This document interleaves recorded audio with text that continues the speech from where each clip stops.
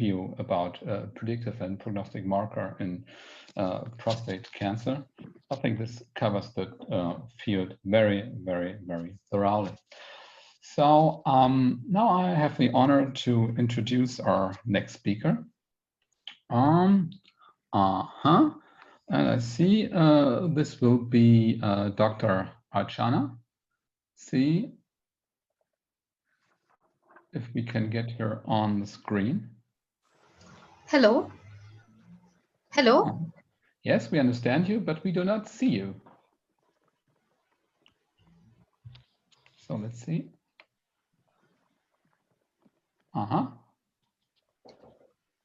Are you able to see me, sir? Yes, and in addition, we hear you, which is cool.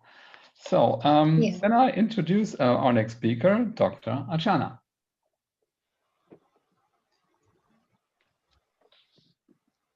Are you able to see my screen, sir? No.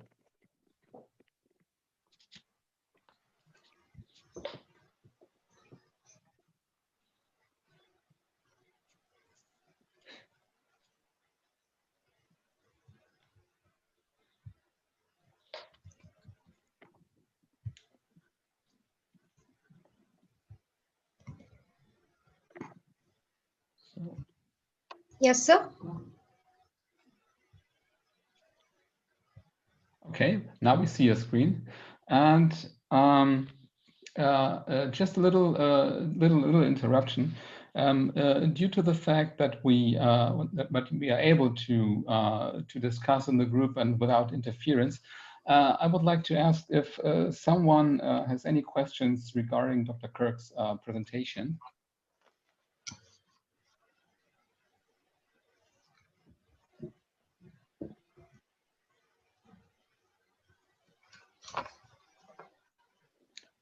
And if you do not have any questions right now, of course, you can keep this in mind or write it in the chat. There will be a possibility to come back to this questions later if it's now too acute to formulate a question.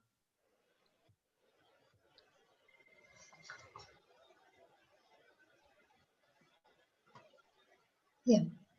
So anyway, so if there aren't any questions, we go forward to our next speaker, which is Dr. Archana Bommana.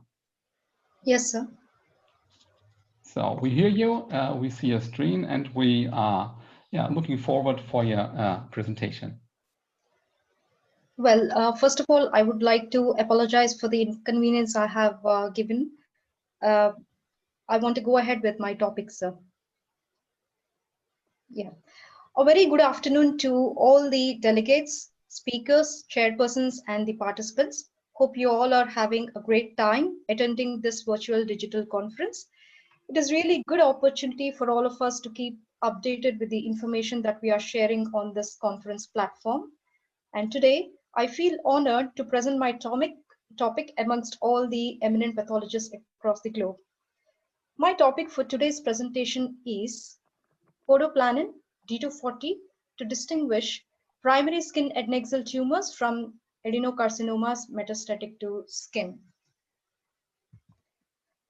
So many a times clinicians are posed with a diagnostic dilemma or could be challenging sometimes to offer a clinical diagnosis in an elderly patient presenting with skin nodule as a primary presentation, or sometimes it could be a skin swelling in a previously diagnosed carcinoma patient.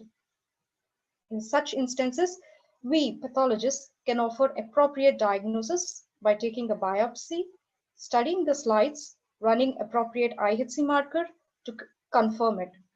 Thus, my topic covers the importance of PODOPLANIN, also known as D240, in differentiating primary skin adnexal tumors and metastatic deposits of adenocarcinoma detected elsewhere. Coming to the introduction proper, the major cause of cancer mortality is the metastatic spread of the tumor cells that can occur via the lymphatic pathway, as we all know that. Recent research has indicated that growth of lymphatic vessels, what we term as lymphangiogenesis, within the vicinity of the solid tumors correlate with the lymphatic metastasis. The cutaneous deposits of malignancies mimic various skin lesions. They are seen in patients with advanced disease, but can be one of the primary presenting lesion which heralds a poor prognosis. Persistence of cancer in the form of metastasis even after therapy can be found sometimes.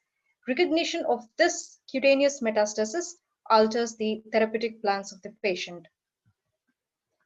The most common tumor metastatic to skin is the breast cancer in my study, which has presented as a local recurrence as a skin nodule. Also, adenocarcinomas of stomach, lung, uterus, large intestine, and kidneys are also found to be the frequent primary sites to produce the cutaneous metastasis. Coming to the IHC marker in detail, PODOPLANIN, it's an mRNA. It was first identified for the first time in the murine osteoblastic cell line MC3Y3E1 in 1990. It was first identified by Waterwall et al.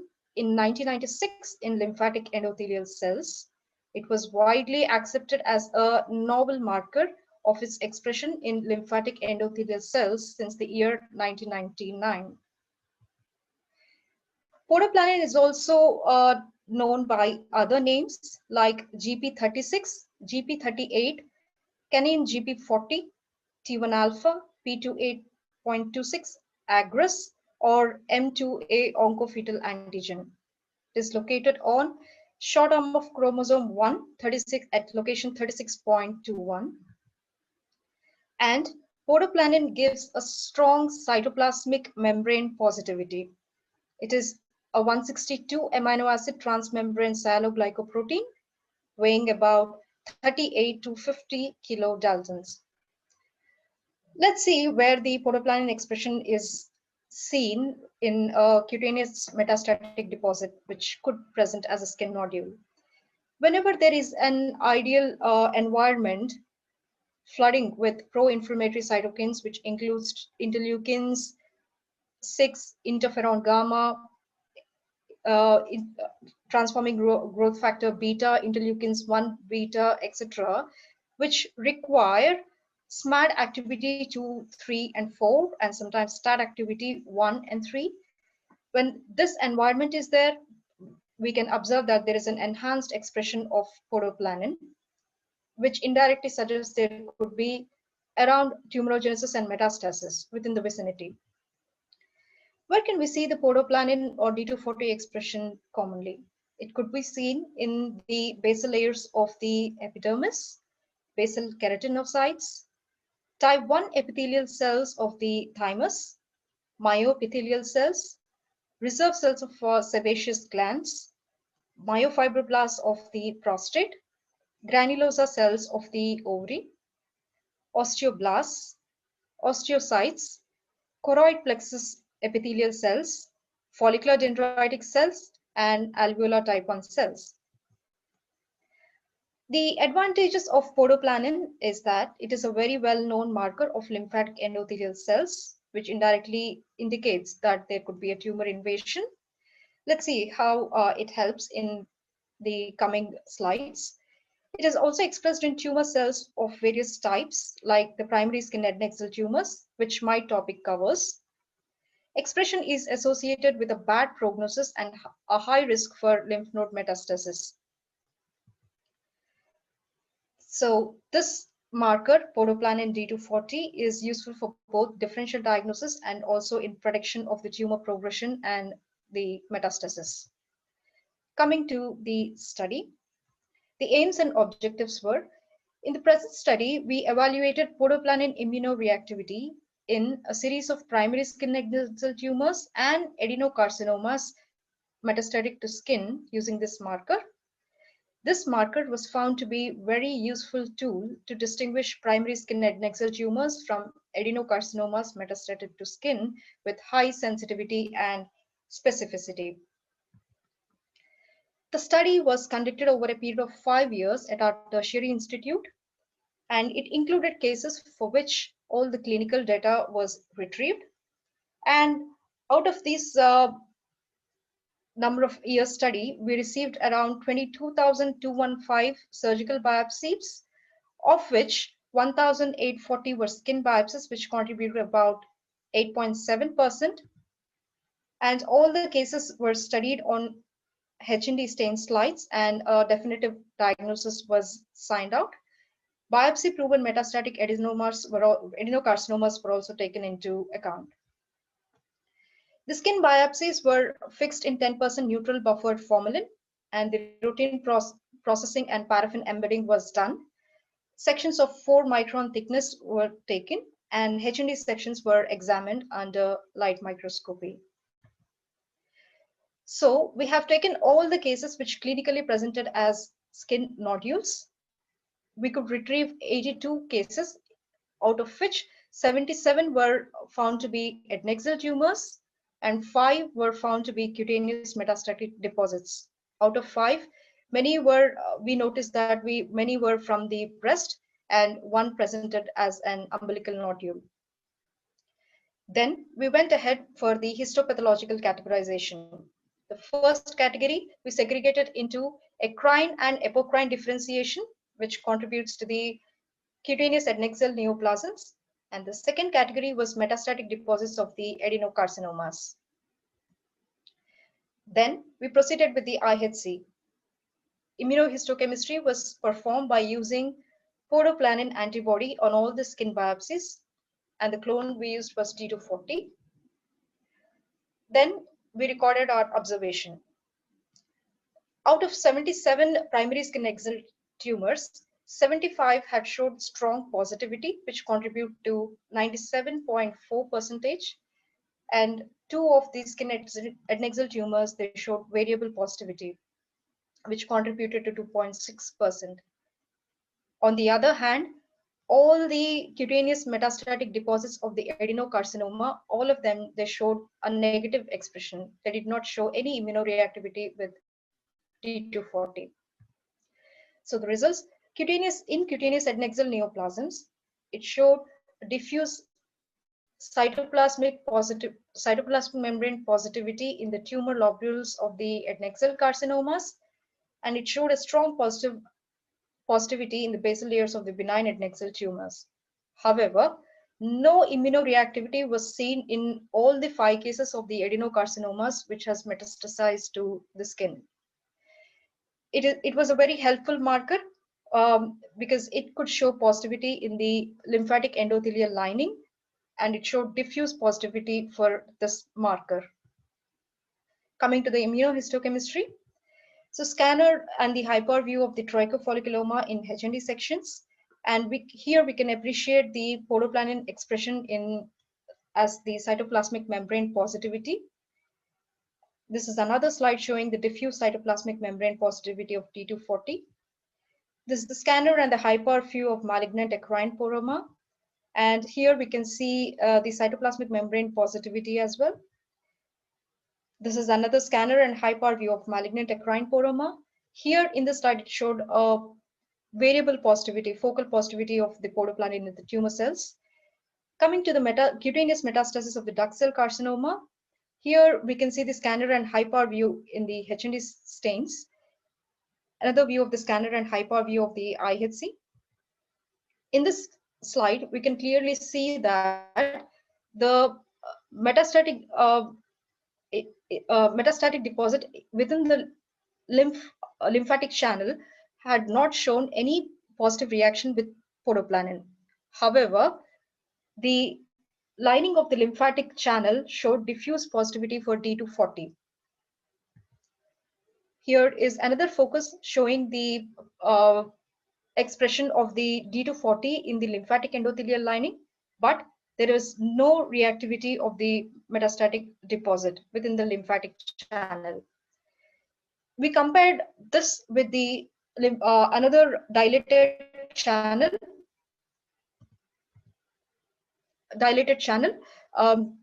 whether it could be a blood vessel or a lymphatic channel.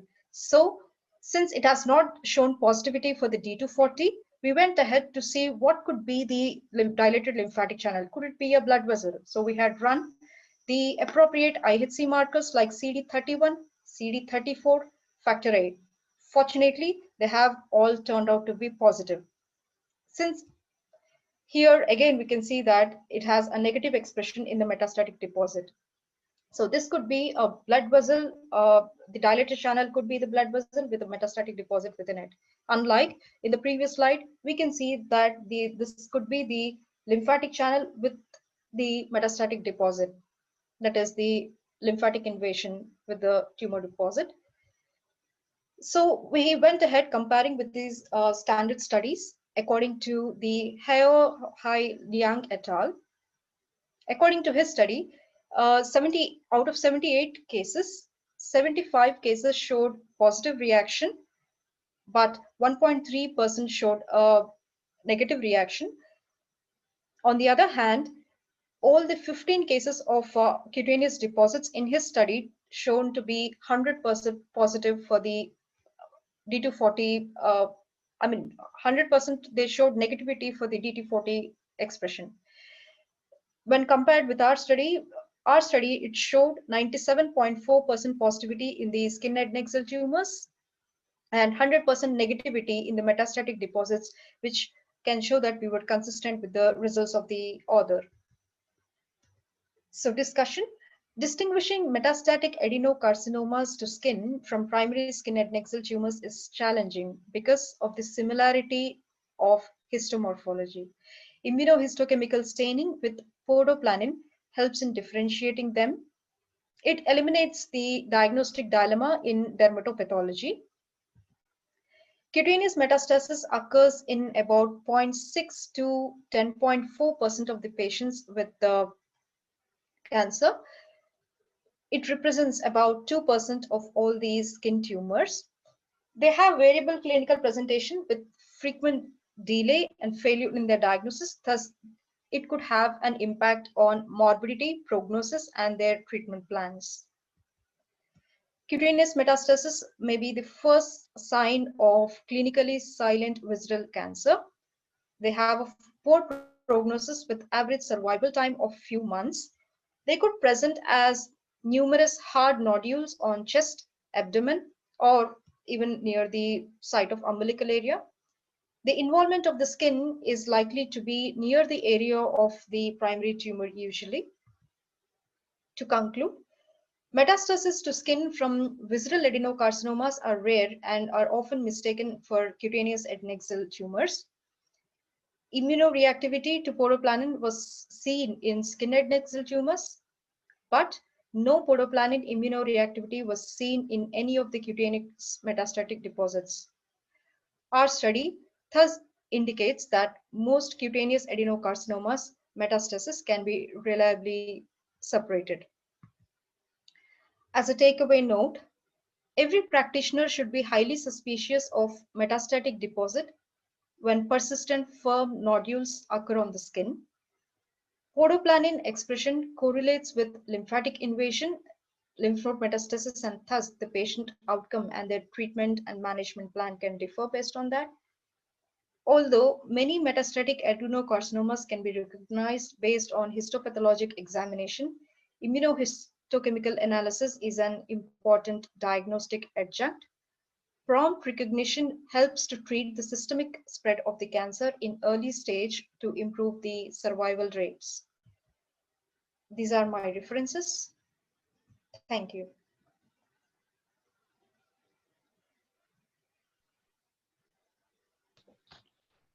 Well, thank you, Dr. Archana.